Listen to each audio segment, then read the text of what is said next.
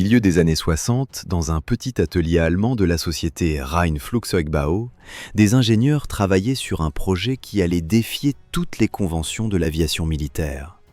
Ils construisaient un avion de chasse d'entraînement qui ressemblait à un jet moderne, volé comme un jet moderne, mais qui n'était pas du tout un jet. Au cœur de son fuselage se cachait un secret stupéfiant. À la place du moteur à réaction traditionnel, les concepteurs avaient installé un ventilateur caréné géant actionné par une turbine. Cette machine extraordinaire promettait de révolutionner l'entraînement des pilotes en offrant les sensations d'un avion de chasse tout en consommant 10 fois moins de carburant que ses concurrents. Mais cette innovation audacieuse allait connaître un destin aussi tumultueux que fascinant. L'histoire commence dans le contexte particulier de l'après-guerre, quand les forces aériennes du monde entier faisaient face à un dilemme coûteux. Les avions de chasse devenaient de plus en plus sophistiqués et rapides. Le Northrop T-38, le Mitsubishi T-2 et même le CP4 Jaguar représentaient la nouvelle génération d'appareils d'entraînement avancés. Ces machines exigeaient des pilotes novices un niveau de compétence jamais atteint auparavant. Le problème était évident, comment préparer efficacement un jeune pilote qui débutait sur un petit avion à moteur à piston pour qu'il puisse ensuite maîtriser ces jets complexes sans créer un fossé d'apprentissage dangereux.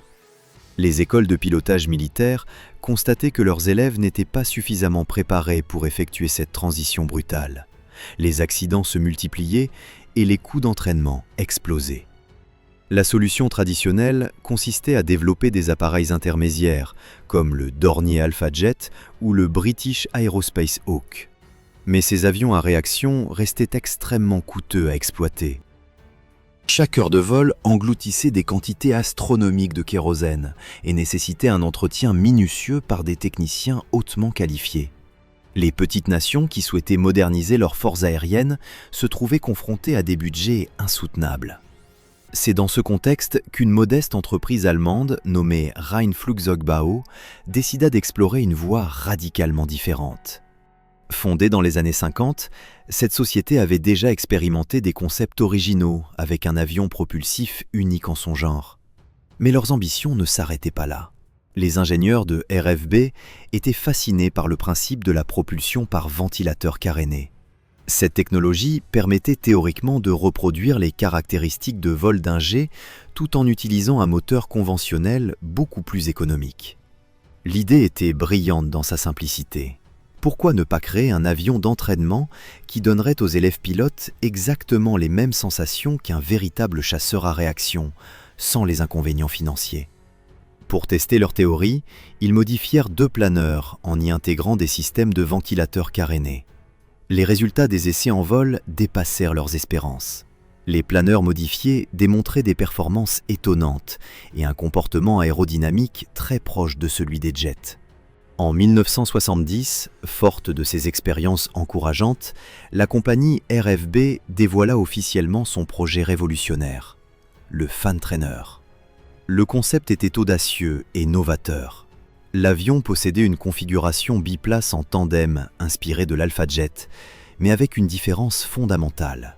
Au lieu d'un réacteur situé à l'arrière du fuselage, les concepteurs avaient positionné un énorme ventilateur caréné directement derrière le cockpit, au milieu de la structure.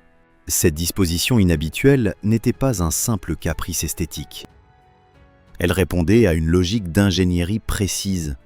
En plaçant le système propulsif au centre de gravité de l'appareil, exactement comme le moteur d'un jet, le Fan Trainer reproduisait fidèlement le comportement en vol des avions de chasse modernes.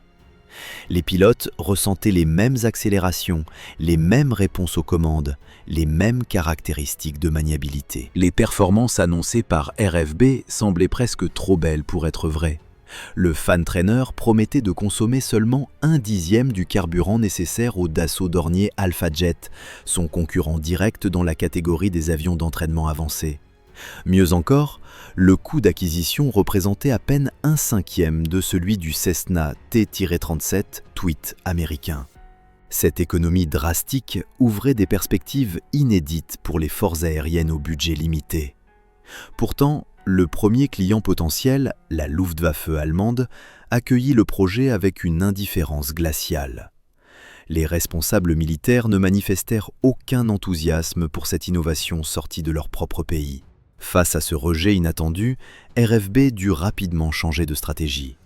En 1973, la compagnie pivota vers le marché civil en développant une variante touristique baptisée RFB Fanliner.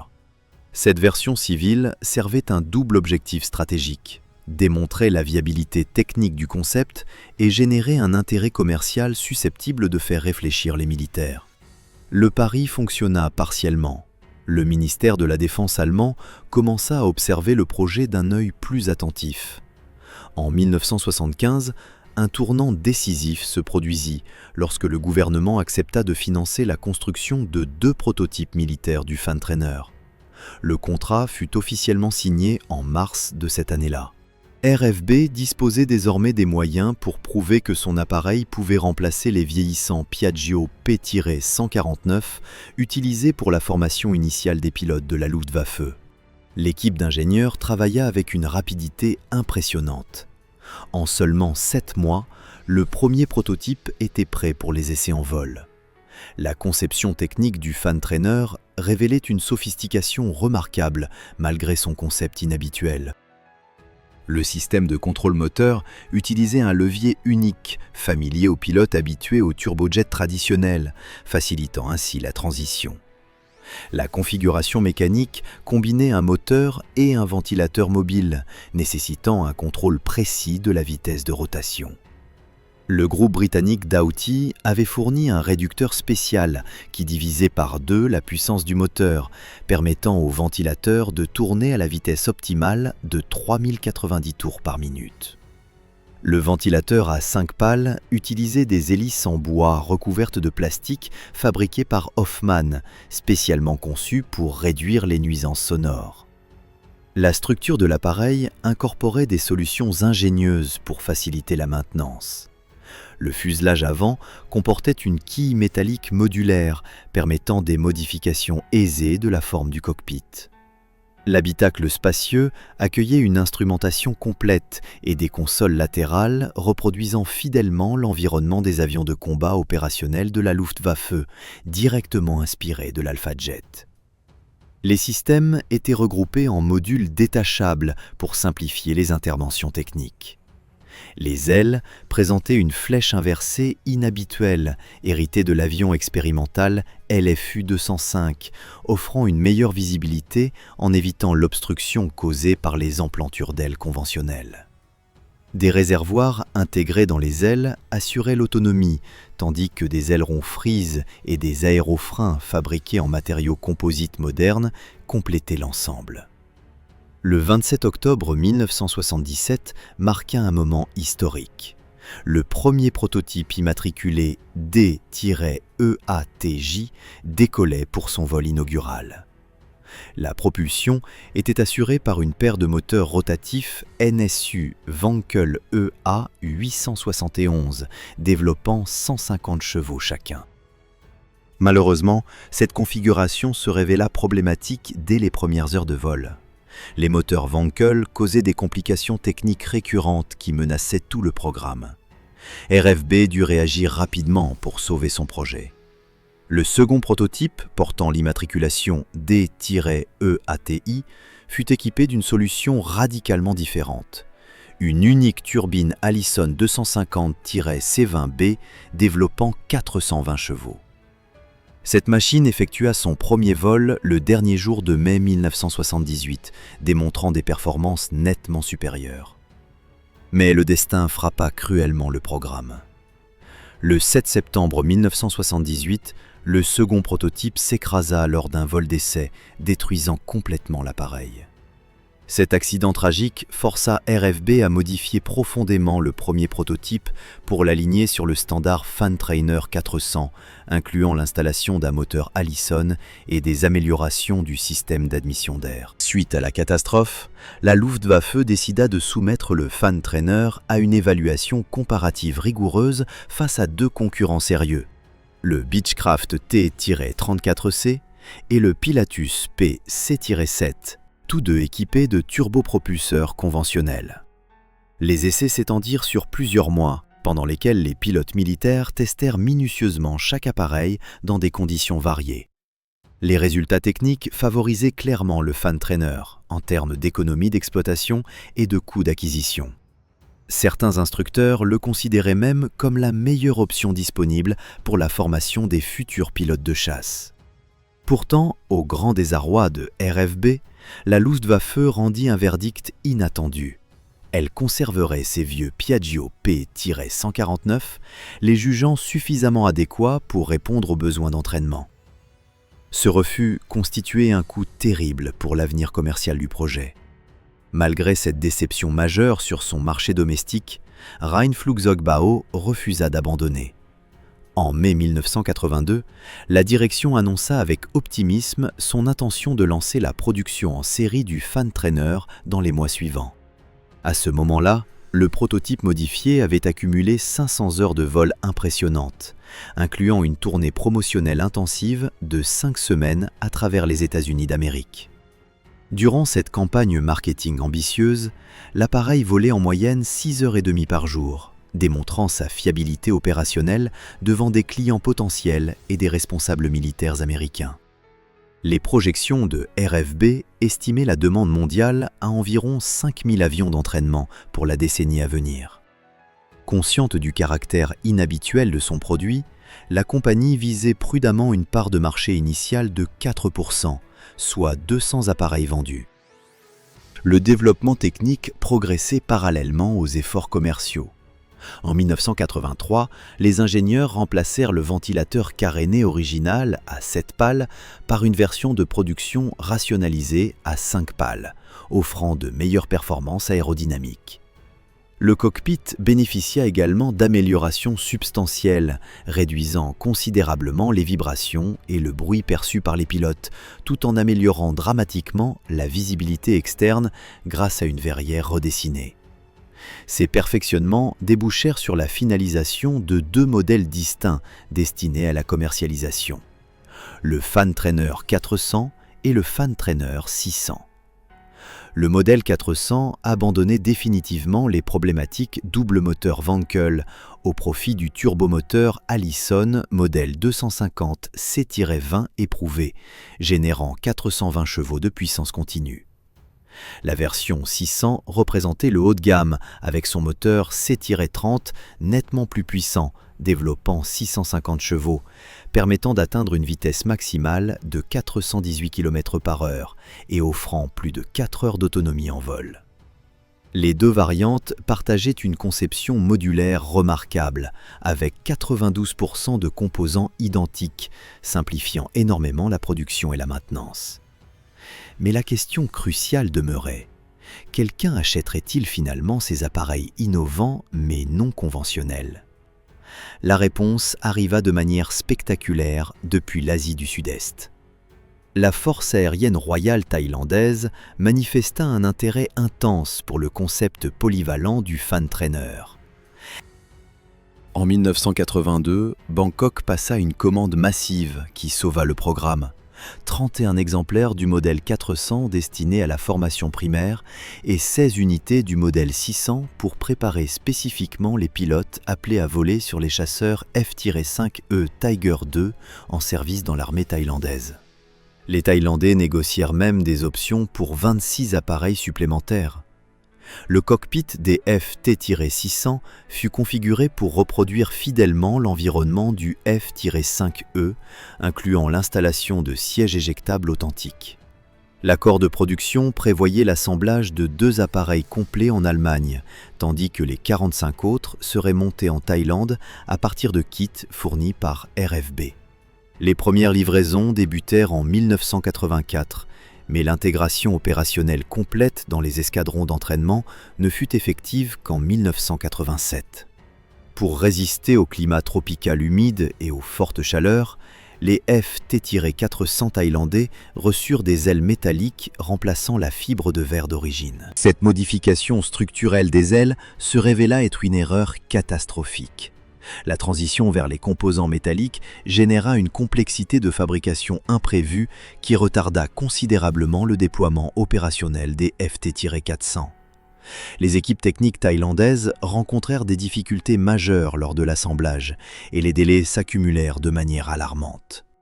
Pire encore, une fois en service actif, les FT-400 souffrirent de problèmes opérationnels récurrents qui limitèrent drastiquement leur utilisation. Leur durée de vie opérationnelle fut remarquablement courte comparée aux FT-600 qui, paradoxalement, fonctionnèrent de manière beaucoup plus satisfaisante malgré leur puissance supérieure. Cette situation embarrassante démontrait que même le succès commercial du Fan Trainer restait entaché de défauts techniques persistants. Néanmoins, la vente thaïlandaise insuffla un regain d'optimisme à RFB qui intensifia ses efforts de prospection commerciale internationale. Un projet ambitieux émergea pour développer une variante encore plus puissante baptisée Fan Trainer 1000, spécifiquement adaptée aux besoins du Paraguay. Cette version militarisée devait servir non seulement d'avion d'entraînement, mais également de plateforme d'attaque légère, capable d'emporter des armements pour des missions de contre-insurrection. Les négociations avancèrent suffisamment pour que RFB commence des études préliminaires détaillées. Cependant, malgré l'enthousiasme initial manifesté par les autorités paraguayennes, le contrat ne se concrétisa jamais. Les raisons exactes de cet échec demeurèrent floues, mais les observateurs évoquèrent des contraintes budgétaires insurmontables et des pressions politiques internationales. Ce revers marqua un tournant négatif dans la trajectoire commerciale de l'entreprise. Refusant de capituler, RFB persévéra dans sa quête de nouveaux marchés pendant le milieu des années 80. L'entreprise se tourna vers son propre gouvernement en Allemagne de l'Ouest, espérant finalement convaincre la Luftwaffe de reconsidérer sa position. Une nouvelle campagne de lobbying fut orchestrée, incluant des démonstrations techniques supplémentaires et des propositions financières avantageuses. Malheureusement, l'histoire se répéta avec une régularité décourageante. Les responsables militaires allemands maintinrent leur désintérêt pour le Fan Trainer, préférant investir dans des solutions plus conventionnelles ou attendre de futures générations d'avions d'entraînement. Ce second refus de la Luftwaffe porta un coup psychologique dévastateur à l'équipe de RFB qui avait tant espéré une validation sur son marché national. Face à l'accumulation des déceptions en Europe, RFB opéra un changement stratégique radical. La direction décida d'abandonner partiellement le concept du ventilateur caréné pour explorer le marché des avions d'entraînement à réaction conventionnels. En s'associant avec le géant américain Rockwell International, RFB espérait décrocher une participation lucrative au prestigieux programme JPATS de l'armée américaine, visant à remplacer les vieux avions d'entraînement de l'US Air Force et de l'US Navy. Cette collaboration ambitieuse donna naissance au Rockwell Ranger 2000, un appareil totalement différent du Fan Trainer original. Les équipes germano-américaines investirent des ressources considérables dans le développement, les essais et la préparation d'une offre compétitive. Le prototype du Ranger 2000 démontra des capacités prometteuses lors des évaluations préliminaires. Cependant, le destin continua de s'acharner sur RFB. Lorsque les résultats finaux du programme JPATS furent annoncés, le Rockwell Ranger 2000 essuya une défaite cinglante face au Beechcraft T-6A Texan II qui remporta l'intégralité du contrat. Cette élimination représentait un échec financier majeur pour RFB qui avait misé énormément sur ce projet. Les conséquences ne tardèrent pas à se manifester. Privée de revenus substantiels et incapable de générer suffisamment de commandes pour le Fan Trainer, l'entreprise Rhein-Flugzeugbau sombra progressivement dans les difficultés financières. En 1992, après 4 décennies d'innovation et d'efforts acharnés, RFB ferma définitivement ses portes. La liquidation de la société marqua la fin brutale de la production du Fan Trainer, et c'est là le sort de cet avion unique. Les répercussions se firent rapidement sentir en Thaïlande également. Avec la fin de la guerre froide et les bouleversements géopolitiques qui en découlèrent, la force aérienne royale thaïlandaise réévalua ses priorités stratégiques et ses choix d'équipement. Une opportunité inattendue se présenta lorsque l'Allemagne réunifiée commença à se débarrasser de matériel militaire excédentaire. Bangkok découvrit qu'elle pouvait acquérir des Alpha Jets allemands d'occasion à des prix dérisoires, bien inférieurs aux coûts d'exploitation et de maintenance des fan trainers vieillissants. Ces avions à réaction conventionnelle offraient des performances supérieures, une fiabilité éprouvée et surtout un soutien logistique garanti par des constructeurs établis. La décision thaïlandaise fut rapide et pragmatique. Les fan trainers furent progressivement retirés du service actif et remplacés par les Alpha Jets excédentaires allemands. Cette substitution marqua la fin ignominieuse de la seule véritable carrière opérationnelle du fan trainer. Les 47 appareils qui devaient révolutionner la formation des pilotes se retrouvèrent relégués au statut de curiosité technique obsolète après seulement quelques années d'utilisation problématique. L'histoire du fan trainer semblait définitivement terminée. Son concept innovant condamné à rejoindre le cimetière des bonnes idées mal exploitées. Pourtant, contre toute attente, 3 exemplaires survivants réussirent à échapper à la destruction ou à l'abandon total. Ces appareils rescapés trouvèrent une seconde vie inattendue sur le circuit européen des meetings aériens. Leurs propriétaires privés, passionnés d'aviation et collectionneurs de machines rares, les entretenaient avec soin et les présentaient sporadiquement lors d'événements aéronautiques à travers le continent. Les spectateurs découvraient avec fascination cet avion étrange qui ressemblait à un jet mais produisait un son totalement différent, rappelant davantage un hélicoptère géant que le hurlement caractéristique des réacteurs. Ces apparitions publiques maintenaient vivante la mémoire de cette aventure technique singulière. L'année 2010 apporta un rebondissement totalement inattendu dans cette saga apparemment close. Une nouvelle société, nommée Fanjet Aviation, émergea mystérieusement sur la scène aéronautique internationale. Cette entreprise ambitieuse annonça avoir acquis l'intégralité des droits de propriété intellectuelle du fan trainer, ainsi que tous les équipements de fabrication restants. Les dirigeants de Fanjet Aviation affichaient une confiance remarquable dans le potentiel commercial d'un concept que le marché avait pourtant rejeté 30 ans auparavant. Leur plan de relance prévoyait une modernisation substantielle de l'avion original, en intégrant des technologies contemporaines.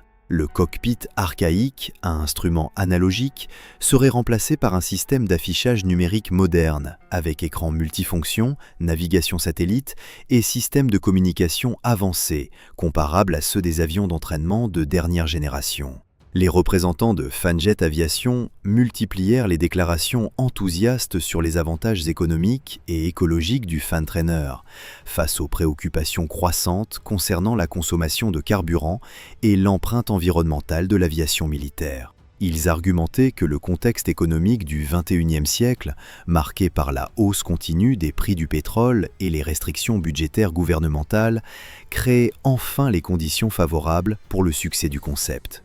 Cependant, 15 années se sont écoulées depuis cette annonce ambitieuse sans qu'aucun prototype modernisé n'ait pris son envol. Fanjet Aviation n'a pas réussi à identifier un seul client gouvernemental prêt à parier sur cette technologie controversée. Les forces aériennes contemporaines préfèrent massivement les turbopropulseurs éprouvés, comme le Pilatus PC-21 ou le Beechcraft T-6 pour leur programme de formation de base. La réalité brutale s'impose. Le fan trainer reste fondamentalement une solution cherchant désespérément un problème qui n'existe pas vraiment. Son positionnement hybride entre avions à hélice et jets conventionnels n'a jamais convaincu les planificateurs militaires qui privilégient des progressions d'entraînement plus traditionnelles. Les économies de carburant promises, bien que réelles, ne compensent pas les complications logistiques d'exploiter un type d'appareil unique, nécessitant des pièces détachées spécifiques, une formation technique particulière et des procédures de maintenance non standardisées.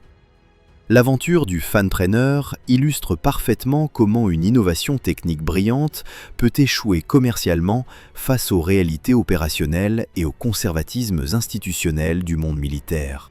Aujourd'hui, seuls quelques passionnés gardent la flamme en maintenant en état de vol les 3 survivants, qui témoignent d'une époque où des ingénieurs allemands audacieux croyaient pouvoir transformer l'aviation d'entraînement mondiale avec un ventilateur géant et beaucoup d'optimisme.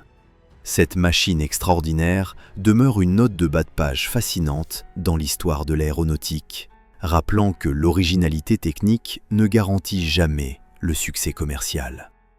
Si cette histoire vous a captivé, n'hésitez pas à laisser un commentaire pour partager vos réflexions sur cette aventure aéronautique hors du commun. Abonnez-vous également à notre chaîne pour découvrir d'autres récits passionnants sur des avions qui ont marqué l'histoire de l'aviation militaire par leur audace et leur singularité. Votre soutien nous permet de continuer à exhumer ces pépites oubliées du patrimoine aéronautique mondial.